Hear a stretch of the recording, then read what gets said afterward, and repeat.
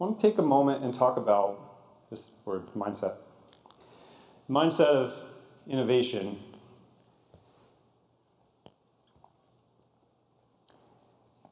I've been hitting on this idea. I haven't said the words yet. You see them on the screen, status quo. The status quo, that's kind of small, maybe you can't read it. It says the existing state of affairs, especially regarding social or political issues. They have a vested interest in maintaining the status quo. For this context, I view the status quo as those people who were shitting on my snake brush, right? To me, that's the status quo. It's the people who would just prefer that tattooing was just like it always was, you know?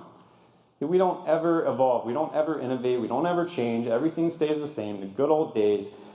It's fucked up, you know? The mindset of scarcity, it's someone saying that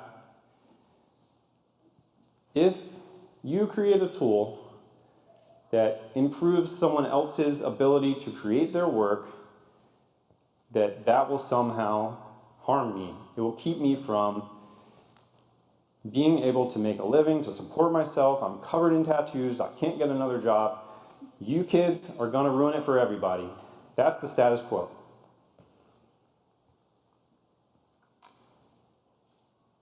Quick show of hands. You guys know what I'm talking about? Right? All right, some of you know.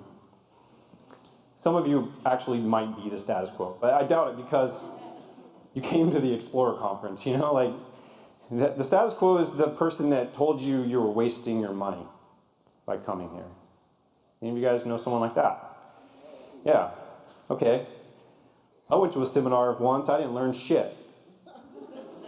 That dude just blabbed about his company the whole time. That's the status quo. Okay, so we get it. So what are we doing? We're sharing, you know? We're not afraid. I'm not afraid to tell you how I do it. None of these folks are afraid. Everyone here is open to share something that they've hit upon that was special and changed the game for them. We want to share. We're excited to see what will happen. We want to see what will happen. Like, I can't do all the tattoos myself, you know? Like, I want to see the work that I do inspire you. I want to see it change and alter. I want to see what you do with the idea that I generated off of an idea that someone else generated. It's on and on and on. I don't believe that I'm an inventor. I believe I'm an innovator. Okay, so I want to take a moment to highlight some other people that I think are innovators. We're going to start with Thomas Sinnamond, a tattooer out of Seattle, Washington. I recently heard from Brad Wooten, another one of the innovators I'll focus on today. But Thomas Sinnamond is doing something that I had sort of attempted to do but didn't really follow through on. And I love it. So the dude, he has a super, I don't know how much it costs, guys. You're going to see it. You probably don't want to do what he's doing, but I think it points to a future that you will enjoy. But he bought a 3D scanner device and a turntable that he's standing his clients on, because when you're doing a 3D scan, there's a lot of complexity. So when you watch the video, you'll kind of see, you'll see some visuals of what's happening, but just so you understand, I talked to him about it. I learned what it is. It's an investment of a ridiculous amount of money and time and energy in finding out if something will work, right? He didn't invent this stuff, he innovated because this technology is being developed for other industries that are way larger than tattooing to make prosthetics work better. Troy from Eternal was telling me earlier that they're scanning the insides of the engine compartments of Porsche 911s so that aftermarket companies can make exhaust systems that fit perfectly, right? Like, so 3D scanning is here, and there's an opportunity, there's money in it. So yeah, we're going to be able to 3D scan our clients using our smartphones really soon. The sensors that are coming out in the newest iOS devices are pointing in that direction. So you'll know, because you're going to start seeing a lot more AR, augmented reality. You're going to see 3D coming to Procreate even soon. There's going to be some 3D functionality in that. So let me get to the video. This is Thomas Sinnamond. I would love it if you guys would pay attention, maybe snap a photo of these Instagram handles and give these guys a follow. They were very awesome to join me on Zoom and create these videos, and then after that, Thomas actually went back, and the overachiever that he is, he made a whole new video and edited this for me. So here we go.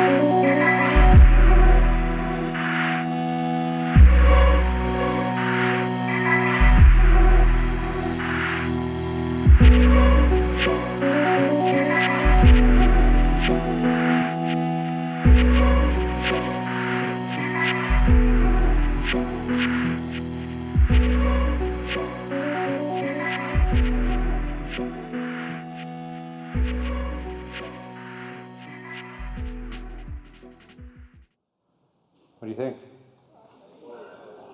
Crazy, right? So, imagine it. Imagine that your client comes in, you pull out your smartphone, you put them on a human rotisserie, and you get this 3D model of them. It's possible right now. And once you have the 3D model, then you have to figure out what to do with it. And that's kind of the hard part, really. Getting the 3D model is not the hard part. At this point, it's like you have to unwrap the skin on a person, right? You have to do a little digital surgery and unwrap them. And then once you unwrap them, you have this flattened out human skin. It's very scary. And you can put your tattoo on it. And then in this grand theory of the future, you get done making your design, however you make it, and it just prints out a stencil that's perfect, right? It knows exactly how big your client was, and everything fits. And things are distorted in advance, right? Because if you drew it onto a domed shoulder, for example, digitally, and then when you make it flat, it looks very strange. But if you've ever had the experience of trying to fit a stencil around the top of a shoulder, you know that when you apply the pieces on the top, there's like this giant wedge where everything overlaps, and everything you planned out on flat paper is totally fucked. So this 3D scanning process, it allows for a new tattoo to exist that couldn't exist, I think, before, likely wouldn't exist before the technology made it possible, right? So our next example, Javier Antunez, Javi_tattooedtheory.com. Take a picture. This guy's awesome. This video is a little longer. He's actually going to kind of explain how he does it. So here we go. Yeah, so my name is Javier Antunez. I'm the owner of Tattoo Theory. I've been tattooing for about 15 years now. And for the last, I would say, 3 to 5 years, I've been using ZBrush along with tattooing and kind of like designing to help create my tattoos and have a little bit more of an easier workflow when it comes to creating that more three-dimensional space for realism, which definitely helps. So basically, what I want to show is this tattoo I did here. And so this piece in particular was pretty much designed completely in 3D. There is a general workflow I kind of go with, which is 3 main programs. It's DAZ Studio, ZBrush, and Keyshot. So what's cool is that with DAZ Studio, it's basically a free program where you have to buy each asset. So like your figures, your poses, your models. Like if we're doing a knight, we can grab armor from this guy. Like obviously the horse is a little strange. I don't know if necessarily somebody would want like a humanoid horse as a tattoo, but the armor is fantastic. The pose for the spear is fantastic. So basically every single one of these figures, from the horses to the skeleton pose with the scythe, to the horse with like all the guts hanging out and everything, that the demons, everything, all of them were basically grabbed initially from DAZ Studio and then modified in ZBrush and then rendered out in Keyshot. And then lastly, obviously we always use a rendering program or a compositing program like Photoshop or Procreate, whatever the case may be. I personally, because I'm a PC kind of guy, I use Photoshop.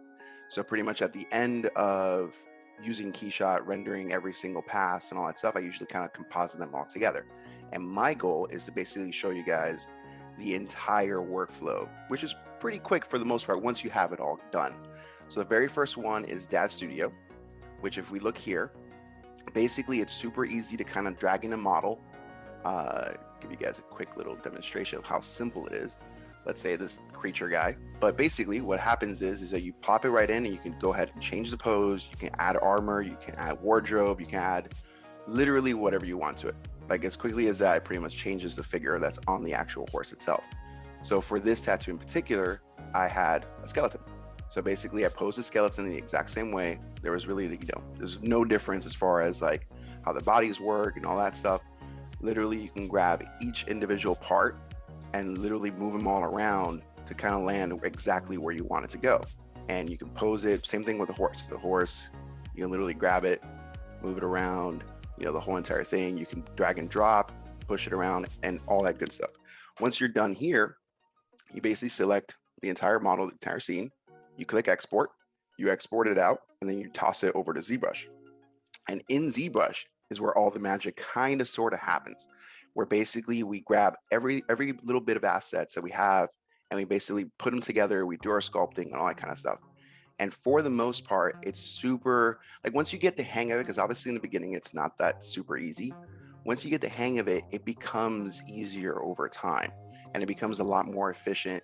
Like in the very beginning, when I first started 3D modeling, it was super slow. It took me like almost a month to create a design and stuff like that. But once you kind of develop these workflows, it's a lot easier to generate these pieces in a more understandable amount of time, in the sense of like, obviously we're not going to take 2-3 months to design an entire sleeve, but as you get better, as you get more familiar with the tools and things like that, you can generate a piece like this within a few days. So it's not too terrible. Like this one, I believe, if I'm not mistaken, took me about, I would say 3 or 4 days. Once I figured out the poses I wanted and stuff like that, it took about 3 or 4 days to pretty much get nice and finished up. And basically all these models are their own individual things. So literally I can come in here, I can change anything about it. I can make, the neck bigger, I can sculpt on it however I wish. If I want to add literally anything I want to it. You know, let's say I want to make little cloth pinches to the horse, I technically could. So you can literally have as much fun as you want.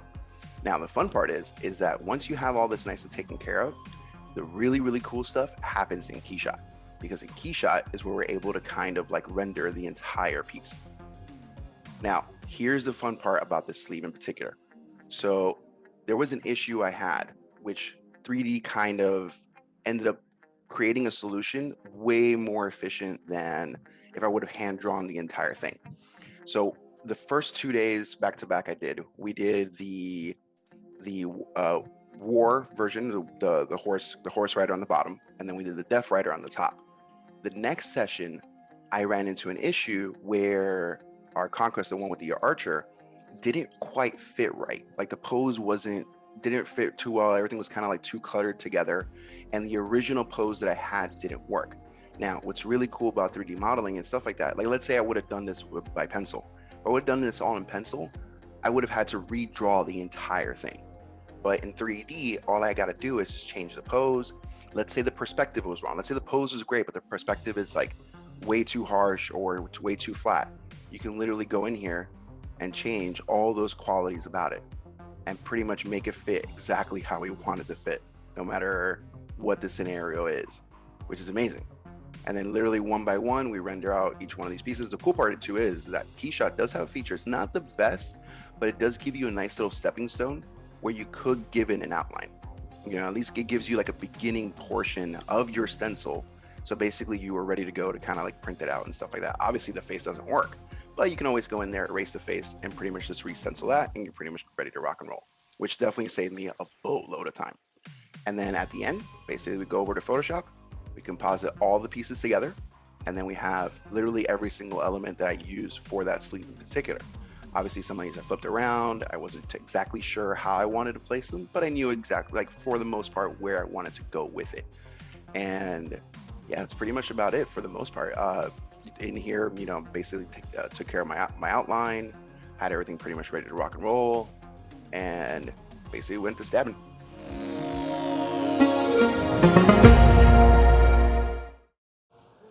All right, so that was cool, right?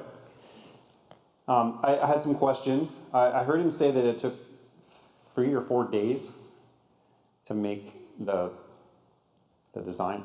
To clarify, that was all 4 of the models that he used, not just the one that was on the screen at the same time. It's still a lot. We were talking about, man, how do you price your work, right? Like, how do you make that make sense? And I think, you know, there's ways that he's moving to kind of, you know, mess with his rates to allow for a more extensive version of a design process. That, you know, he's got a lot invested in the tools. He's got a ton invested in, you know, the background education that he's done to be able to work in all 3 of these programs. His computer is insane. You know, my computer could not do those things. So, you know, if you're going to go down this road, I know there's a few people in here who have already told me they mess with ZBrush and all this stuff, and it's incredible. You know,